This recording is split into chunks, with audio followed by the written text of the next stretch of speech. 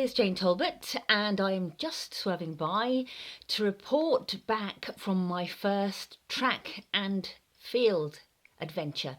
On Sunday, the 9th of June, I took part in my very first track and field championships.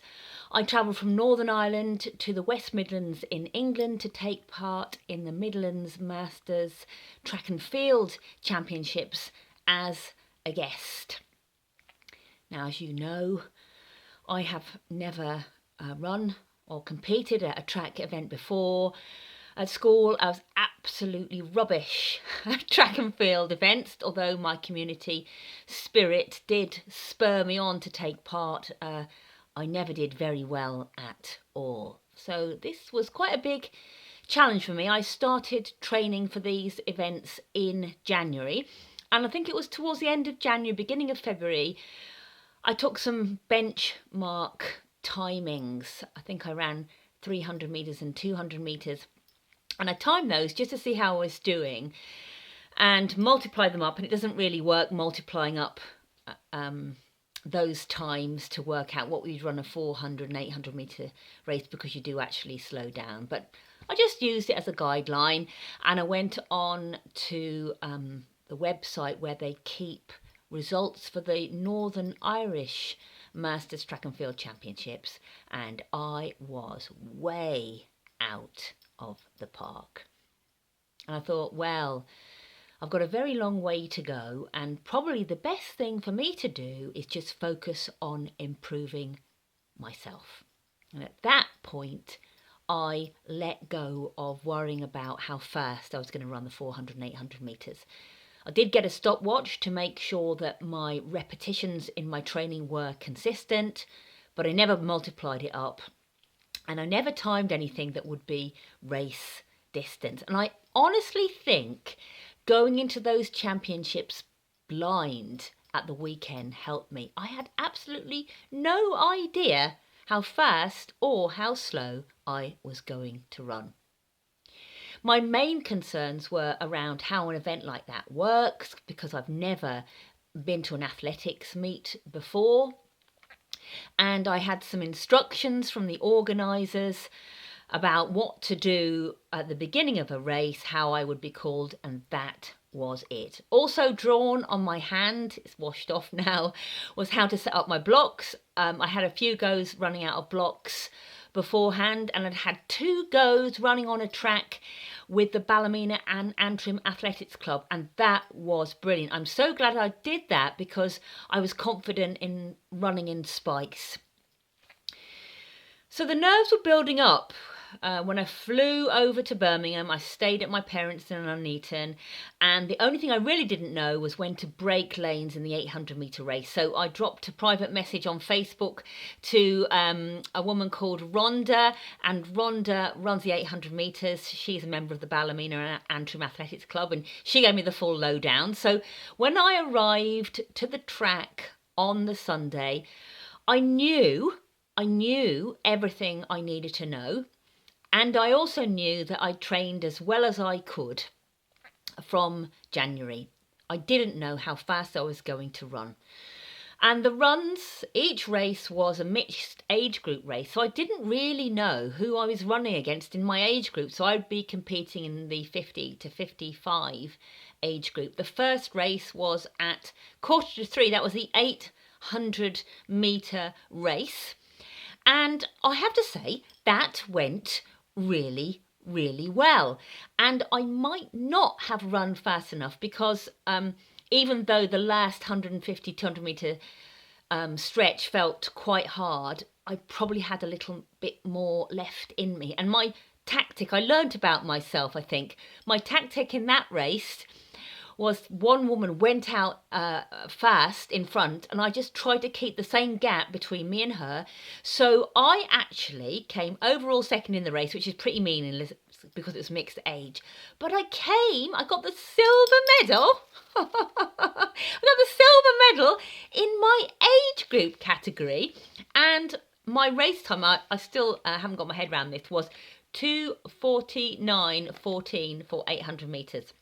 Now, the brilliant thing is, I didn't even know you got medals.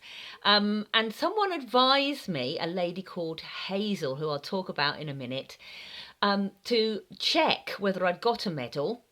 And you had to run a certain standard. They were sort of championship standards. And as long as you got above that standard, your position in the race will be honoured with a medal.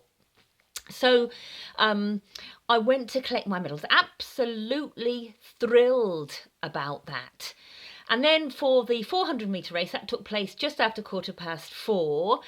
I had to set up my blocks. I was a little bit nervous about that, but I managed it. And I suppose the nerves really kicked in because some of the other runners, so in this race, there were plenty of runners who were younger than me in the race. Some of those runners had their own blocks, and I thought, these are pretty professional runners. So the gun went. I got out of my blocks, and I'd have to say the blocks didn't slow me down, but they didn't speed me up. I don't think I've got enough experience getting out of the blocks yet.